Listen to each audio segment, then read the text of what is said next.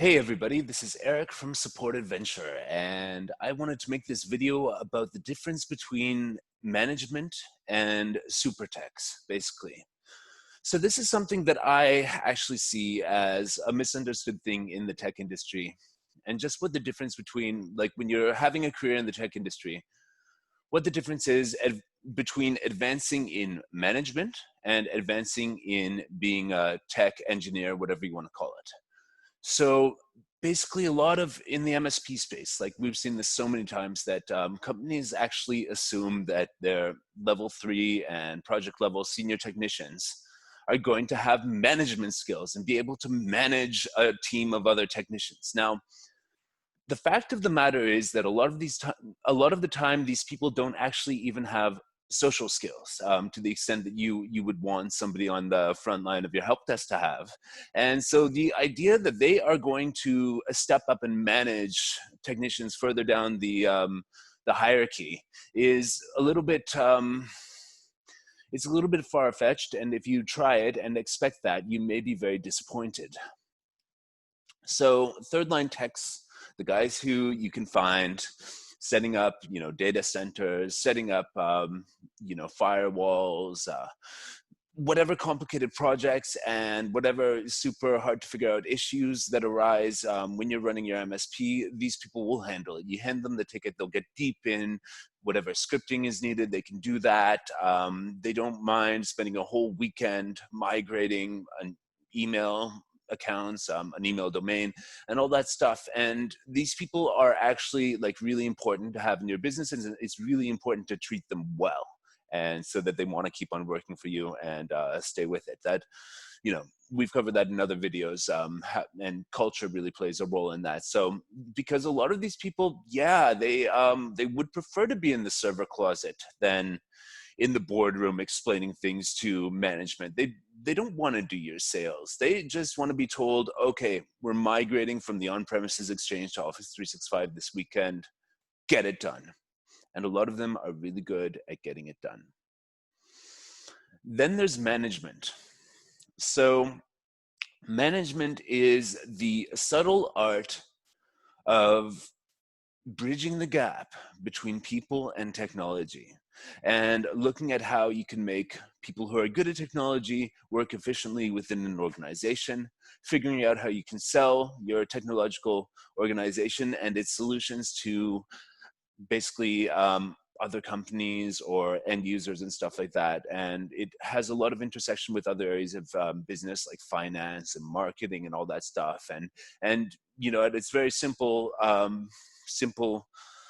deduction, you can say that management in IT is about getting humans and machines to work together in a system, to get the rules set up so that everybody knows what the expectations are and everybody knows what they're supposed to be doing and can do a good job, so your clients know what to expect and all that stuff. That's a really different art than just whispering to the machine and getting a script to work. And yeah, so it's a really different art. And so you can't assume that someone who's good at one will be good at the other. Now, some of us,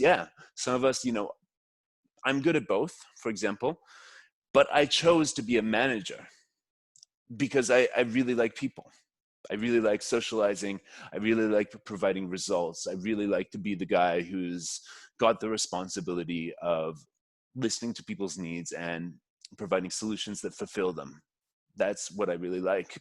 And that works really well in my current position because I am the founder of this company called SuperTech, and we are going through finding the best computer technicians in the world. And I'm hiring people who I genuinely like, and I'm putting them with clients who I genuinely like, and managing the relationship so it can be a win-win-win for everybody, for the company, for my company, and the contractor who we assign to the client companies.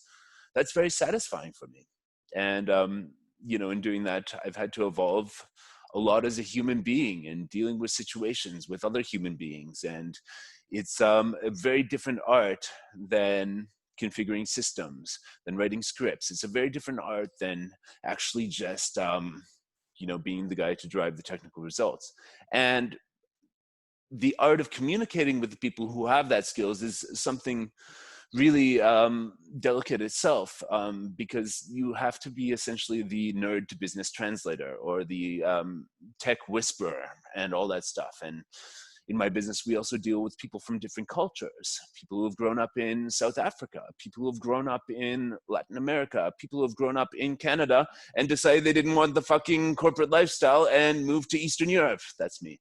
But, you know, a lot of us are eccentric people, and I'm eccentric too. And so it kind of works because I'm very business focused and I know what businesses need to drive results. And I find these eccentric sort of people who have decided to go off and live wherever, want to work from home and be judged based on their work, not whether they're parading into an office every day and their coworkers like them, and from the chats that they have in the kitchen and all that stuff. So people like us, we're just focused on the results. You know, it's kind of a little bit autistic or something.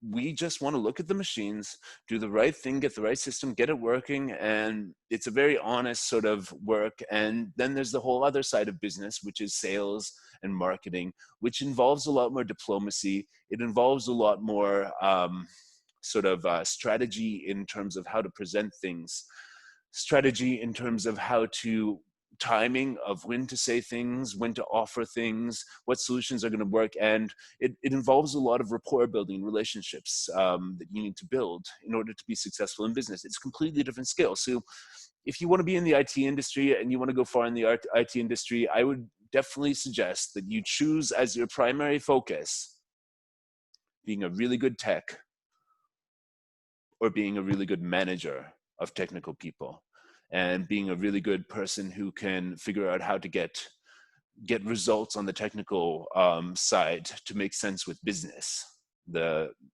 tech whisperer or the nerd to business translator.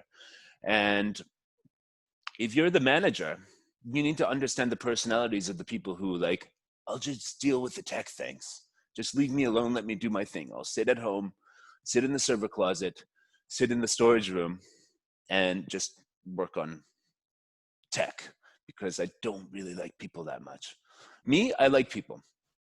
I like talking to people and I like all of that, but I chose to make this remote business because I wanted to do it remotely. I didn't want to have to go in an office and do all that stuff. So that's how the business started. And then it quickly evolved in finding more people who were like me, who didn't want to participate in, corporate culture of commuting and sitting in an office all day and, pretending that you're a little bit less cool than you actually are, keeping your, private life as something completely separate. So us remote workers, we can sit at home.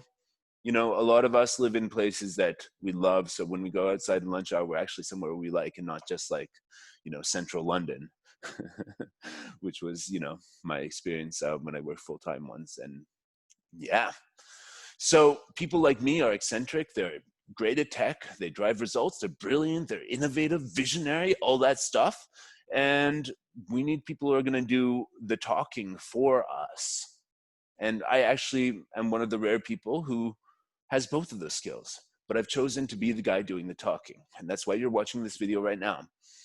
And I'm sure a lot of technicians really feel that business is kind of a dirty thing, and it really can be, because there's the idea of profit, capitalism, the realities of marketing and what you have to do to get people interested, and clickbaiting and all that stuff. It's kind of like a dirty business. So I have a marketing and sales lead generation team, and I only talk when somebody's interested, and I don't try to sell. I basically just vibe with them as human beings and tell them what we offer, use my brain, my sort of visionary tech brain, to find them solutions that will work for their MSP.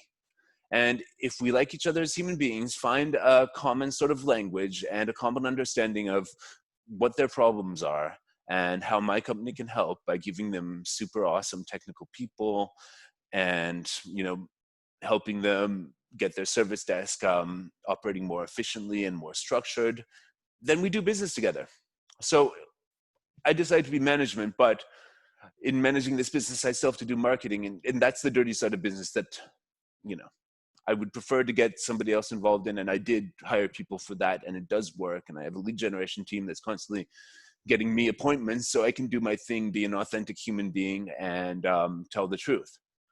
So what am I saying? In the end, there's always going to be people who have stronger skills in one area and the other. So my skills are in understanding how people work and understanding how people work with systems of business organization, understanding how people work with technology, and understanding what's possible if you just look at things from a systems thinking perspective rather than, for example, a business perspective, which is just about, profit. A lot of businesses just want profits and to raise profits to, the bottom line has to be the most important thing. Whereas like we come in tech, a lot of technicians actually, they want someone to take care of that for them so they can focus on tech and they can get their salary or wage or whatever it is and just like be cool with everything and everything's fine. And they do their job and it says, so there's a lot of need for technicians. There's a lot of need for management. The reason I chose to be management is because I really enjoyed like people.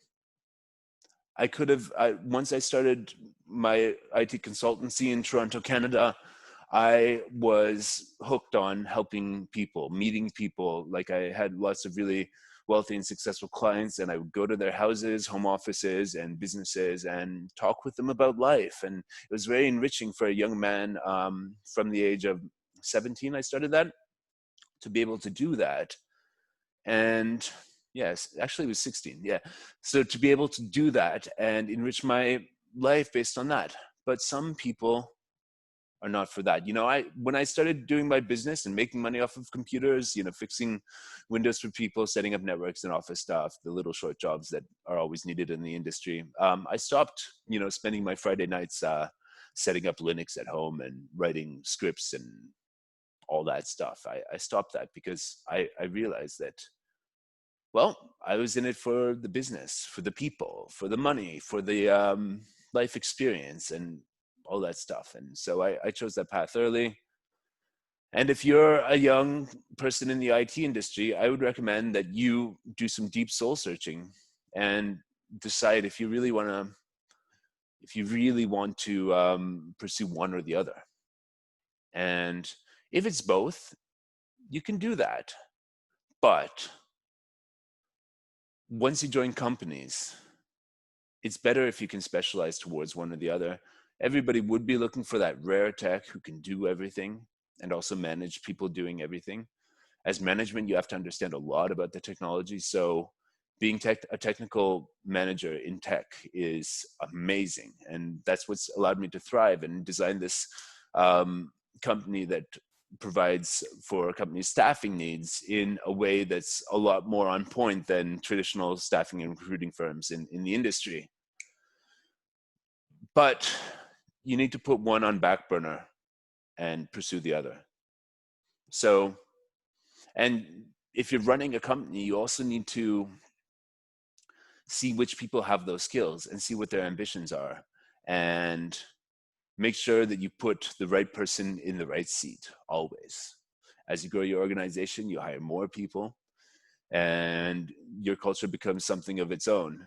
And a good manager needs to understand these concepts in order to be successful in running an MSP or any other sort of, if you're developing an app or a startup, anything like that, it's the same thing. You need to understand the technicians, how they think, and then the business people, how they think. And as a manager in tech, your unique job is to understand both business and tech.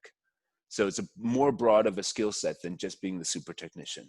So if you're up for it, I wish you the best. Tell me in the comments below what challenges you've had in your journey. A lot of people who watch this are MSP owners, so they started like me, good at both, and then went one direction or the other.